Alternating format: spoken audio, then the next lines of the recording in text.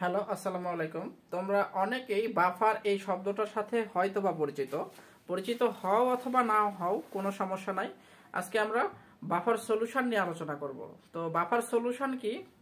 Buffer solution হচ্ছে রসায়নে এমন এক ধরনের সলিউশন যেখানে খুব সামান্য পরিমাণ অ্যাসিড বা খুব সামান্য পরিমাণ ক্ষারক যোগ করলে দ্রবণের পিএইচ এর মানের কোনো পরিবর্তন হয় না। তো আমরা তো জানি যে কোনো একটা সলিউশনে অ্যাসিড যোগ করলে পিএইচ এর মান কমে যায়, আর ক্ষার যোগ করলে পিএইচ এর মান বাইরে যায়। কিন্তু বাফার দ্রবণ এমন এক ধরনের দ্রবণ যেটার একটা স্পেশাল ক্যারেক্টারিস্টিক্সই হচ্ছে যে ওই সলিউশনে খুব সামান্য পরিমাণ অ্যাসিড বা খুব সামান্য পরিমাণ ক্ষার যোগ করলে দ্রবণের পিএইচ এর মানের কোনো পরিবর্তন হয় না। তো বাফার দ্রবণ বেসিক্যালি দুই প্রকার হয়। একটা হচ্ছে অম্লীয় বাফার দ্রবণ, অম্লীয়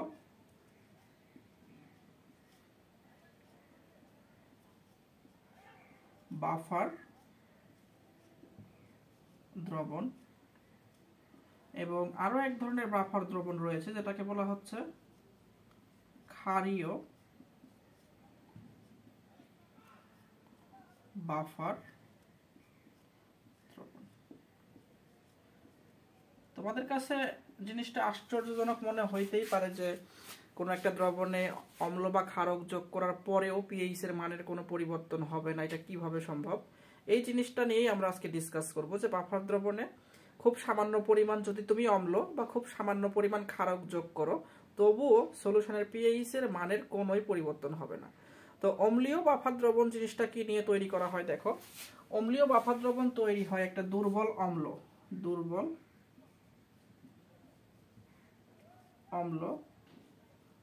এবং ওই দুর্বল অম্লের লবণ, ওই দুর্বল অম্লের লবণ। লক্ষ্য করো, আমরা একটা দুর্বল অম্ল নিয়ে নিচ্ছি, CH3COOH, ইথানোয়িক অ্যাসিড। তোমরা জানো যে এইটা একটা দুর্বল অম্ল, আর এই দুর্বল অম্লেরই একটা লবণ হচ্ছে CH3COONA। ওকে, এই লবণটা কিভাবে তৈরি হয় নিশ্চয়ই তোমরা জানো। যেমন CH3COOH, এটা হচ্ছে ইথানোয়িক অ্যাসিড। এর সাথে যখন তোমরা সোডিয়াম হাইড্রোক্সাইডের বিক্রিয়া দিবা, অ্যাসিড থেকে H+ এবং ক্ষারক থেকে হাইড্রোক্সিল এসে উৎপন্ন করবে হচ্ছে পানি, H2O। এর সাথে উৎপন্ন হবে CH3COONA, সোডিয়াম ইথানয়েট। এইটাই হচ্ছে এই দুর্বল অম্লের একটা লবণ।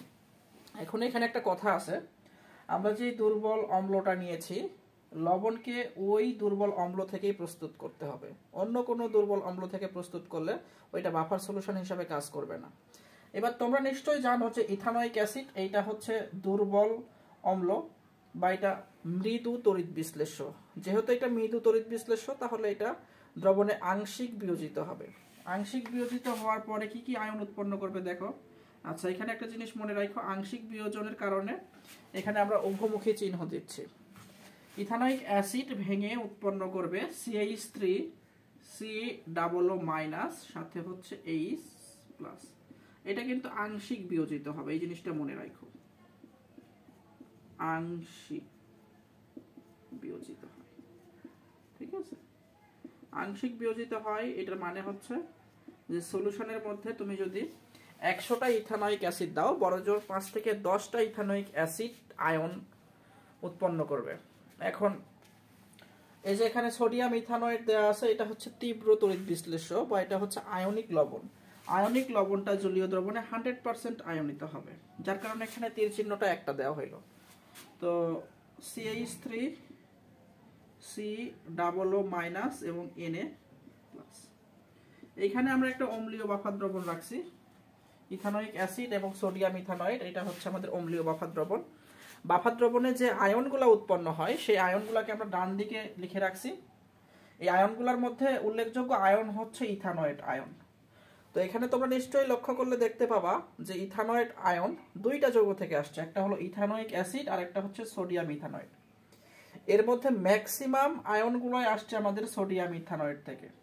মানে বাফার দ্রবণের মধ্যে যদি 1 কোটি তোমার ইথানয়েড আয়ন থাকে তার মধ্যে তুমি 9 মানে 1 কোটির মধ্যে দেখা যাচ্ছে যে অলমোস্ট তোমার 5 থেকে 10টা আয়ন বাদ দিয়ে যে বাকি আয়নগুলো থাকবে, ধরো তোমার 99,99,999টা এই ইথানয়েড আয়নগুলাই আসছে হচ্ছে তোমার সোডিয়াম ইথানয়েড থেকে। আমি আরেকটু হিসাবের সুবিধার্থে মানে তোমাদেরকে যেন ভিজুয়ালাইজ করতে পারো, ধরো দ্রবণে 100টা ইথানয়েড আয়ন আছে, সেই 100টা ইথানয়েড আয়নের মধ্যে 90 থেকে 95টা ইথানয়েড আয়নই আসবে হচ্ছে সোডিয়াম ইথানয়েড থেকে, আর বাকি যে 2 থেকে 3টা বা 5টা বা 10টা ইথানয়েড আয়ন এটা আসে হচ্ছে তোমার এটা হচ্ছে ইথানোয়িক অ্যাসিড থেকে।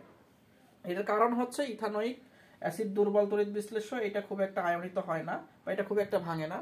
পক্ষান্তরে সোডিয়াম ইথানয়েড এটা হচ্ছে সবল তড়িৎ বিশ্লেষ্য, এটা 100% ডিসোসিয়েট হয়।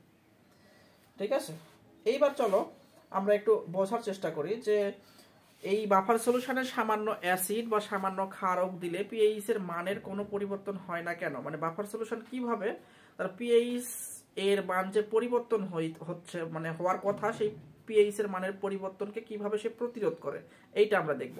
তো এইটা দেখার জন্য তোমরা একটু খেয়াল করো, ধরো যে আমরা বাফার সলিউশনের মধ্যে অম্লীয় বাফার সলিউশনের মধ্যে স্পেশালি অম্লীয় বাফার সলিউশনের মধ্যে আমরা H+ দিলাম। H+ দিলে কি হবে খেয়াল করো, H+ দিলে সেই H+টা দ্রবণের পিএইচ এর মানকে কমায় দেওয়ার কথা, কিন্তু কমায় না দিয়ে কি করবে দেখো, আমরা দ্রবণে যে H+টা দিলাম সেই H+ দ্রবণের যে ইথানয়েড আয়নটা আছে CH3 C+O- এইটার সাথে যুক্ত হয়ে উৎপন্ন করবে হচ্ছে CH3 COOH। লক্ষ্য করো আমরা দ্রবণে H+ দিলাম, H+ আয়ন দিলে তোমার পিএইচ এর মান কমে যাওয়ার কথা, কিন্তু পিএইচ এর মান কমে যাচ্ছে না। কেন কমছে না? কারণ হচ্ছে যে আমরা যে H+ আয়নের সাপ্লাইটা দিলাম সেই H+ আয়নটা সলিউশনের মধ্যে অ্যাভেলেবল থাকছে না, ওই H+ আয়নটা সামহাও ভ্যানিশ হয়ে যাচ্ছে বা সলিউশন নিজে H+ আয়নটাকে অ্যাবজর্ব করে নিচ্ছে। তো অ্যাবজর্বটা কিভাবে হচ্ছে দেখো, আমরা যে H+ আয়নটা সাপ্লাই দিলাম সেই H+ আয়নটা সলিউশনের যে ইথানয়েড আয়ন আছে সেই ইথানয়েড আয়নের সাথে যুক্ত হয়ে ইথানোয়িক অ্যাসিড উৎপন্ন করছে। এখন তোমার মধ্যে উল্টা প্রশ্নও জাগতে পারে যে ইথানোয়িক অ্যাসিড যেটা উৎপন্ন হইলো এটা তো ফের ভেঙে গিয়ে তোমার এই যে ইথানয়েড আয়ন এবং H+ আয়ন উৎপন্ন করার কথা, কিন্তু না, এইটা করবে না।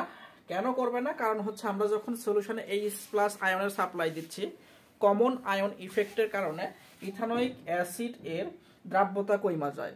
অথবা তোমরা এই জিনিসটাকে এভাবে চিন্তা করতে পারো, ধরো সলিউশনে আমরা আগে কিছু পরিমাণ ইথানোয়িক অ্যাসিড দিছিলাম, ধরো 100টা ইথানোয়িক অ্যাসিড দিছিলাম, 100টার মধ্যে বড় জোর 10টা ভাঙছে, বাকি 90টা ইথানোয়িক অ্যাসিড কিন্তু অবিয়োজিত অবস্থায় রয়ে গেছে। তো আগে 90 জনই কিন্তু ভাঙতে পারে নাই। এখন তুমি যদি নতুন করে আবার ইথানোয়িক অ্যাসিড দাও সেইটা ভাঙার কোনো প্রশ্নই আসে না। মানে জিনিসটা অনেকটা এরকম যে পুরান পাগল ভাত পাচ্ছে না, নতুন পাগলের আমদানি। তো খেয়াল করো আমরা সলিউশনে যে H+ আয়নটা দিলাম সেই H+ আয়নটা সামহাও ভ্যানিশ হয়ে গেল এবং আলটিমেটলি সলিউশনের পিএইচ এর মানের কোনো পরিবর্তন হবে না। এবার আমরা একটু দেখব যে সলিউশনে যদি কখনো আমরা ক্ষারক যোগ করি, ক্ষার থেকে আসবে হাইড্রোক্সিল আয়ন, হাইড্রোক্সিল আয়ন দিলে কি হবে খেয়াল করো, হাইড্রোক্সিল আয়ন দিলে আমরা জানি যে পিএইচ এর মান বাইরে যাওয়ার কথা, কিন্তু না, হাইড্রোক্সিল আয়ন সলিউশনের মধ্যে যে H+ আয়ন আছে সেই H+ আয়নের সাথে বিক্রিয়া করবে, বিক্রিয়া করে কি উৎপন্ন করবে দেখো, বিক্রিয়া করে উৎপন্ন করবে হচ্ছে পানি। এখন যখন আমরা হাইড্রোক্সিল আয়নের সাপ্লাই দিলাম, হাইড্রোক্সিল আয়নকে নিউট্রালাইজ করার জন্য সলিউশনের H+ আয়ন এসে বিক্রিয়া করছে। এখন সলিউশনের H+ আয়ন যদি বিক্রিয়া করেই ফেলে তাহলে সলিউশনের তো H+ আয়নের ঘনমাত্রাটা কমে যাবে না, ঘনমাত্রা যদি কমে তাহলে পিএইচ এর মান তো বেড়ে যাবে, কিন্তু ওইটা তো করতে দেওয়া যাবে না। H+ আয়নের একটা নির্দিষ্ট মান আমাদের সলিউশনের মধ্যে রাখতেই হবে। তো H+ আয়নের পরিমাণ ব্যালেন্স রাখার জন্য কি হবে দেখো, যে আমরা সলিউশনের মধ্যে H+ দিলাম, আমরা সলিউশনের মধ্যে হাইড্রোক্সিল দিলাম, সেই হাইড্রোক্সিলকে আমাদের নিউট্রালাইজ করার জন্য H+ আসছে, এসে পানি উৎপন্ন করলো। এখন যে H+টা সলিউশন থেকে হারায় গেল সেই H+টা আমাদের ব্যাক আনার জন্য দেখো ইথানোয়িক অ্যাসিড এইটা ভেঙে যাবে। এই যে এখানে উভমুখী বিক্রিয়া যেহেতু দেয়াই আছে, এটা সাম্যাবস্থায় অবশ্যই থাকবে, মৃদু তড়িৎ বিশ্লেষ্যগুলো পানিতে আয়নিত হওয়ার পরে সাম্যাবস্থা তৈরি করে। সাম্যাবস্থায় যদি আমাদের উৎপাদের পরিমাণটা কমা যায় তখন বিক্রিয়া সামনের দিকে মুভ করবে। তো ইথানোয়িক অ্যাসিড এইটা ভেঙে যাবে, ভেঙে গিয়ে আমাদের উৎপন্ন করবে কি দেখো, ভেঙে গিয়ে উৎপন্ন করবে হচ্ছে CH3 C++ এবং এর সাথে হচ্ছে H+। অর্থাৎ একটু আগে আমাদের সলিউশন থেকে যে H+টা হারাই গেছিল সেই H+টা পুনরায় ব্যাক করছে। তো ওভারঅল জিনিসটা কি দাঁড়াইতেছে যে কোনো একটা অম্লীয় বাফার দ্রবণে তুমি সামান্য অ্যাসিড যোগ করো বা সামান্য ক্ষারক যোগ করো, অ্যাসিড থেকে যে H+ গুলো আসে বা ক্ষারক থেকে যে হাইড্রোক্সিল আয়নগুলো আসে, সেই H+ অথবা হাইড্রোক্সিল আয়নগুলোকে বাফার সলিউশন সামহাও তোমার কি করছে, অ্যাবজর্ব করে ফেলছে, বা বাফার সলিউশন সেই H+ বা হাইড্রোক্সিল আয়নগুলোকে ভ্যানিশ করে দিচ্ছে। এই যে বাফার সলিউশন H+ এবং হাইড্রোক্সিল আয়ন ভ্যানিশ করে দেওয়ার মাধ্যমে তার পিএইচ এর মানের পরিবর্তনকে প্রতিরোধ করতে পারছে, এই জিনিসটাকে বলা হচ্ছে বাফার ক্ষমতা। তো আজকের লেকচার আমি এই পর্যন্তই রাখছি, দেখা হবে আমাদের পরবর্তী লেকচারে। আজকের লেকচারে আমি ডিসকাস করার চেষ্টা করেছি যে বাফার সলিউশন জিনিসটা আসলে কি, বাফার সলিউশন কত প্রকার এবং অম্লীয় বাফার সলিউশন কিভাবে তার পিএইচ এর মানের পরিবর্তনকে রক্ষা করতে পারে। তো দেখা হবে পরবর্তী ভিডিওতে। ভালো থেকো, সুস্থ থেকো, আল্লাহ হাফেজ। আর ভিডিওগুলো যদি তোমাদের ভালো লাগে তাহলে চাইলে ভিডিওতে লাইক করতে পারো, কারণ তোমাদের লাইক খুব জরুরি।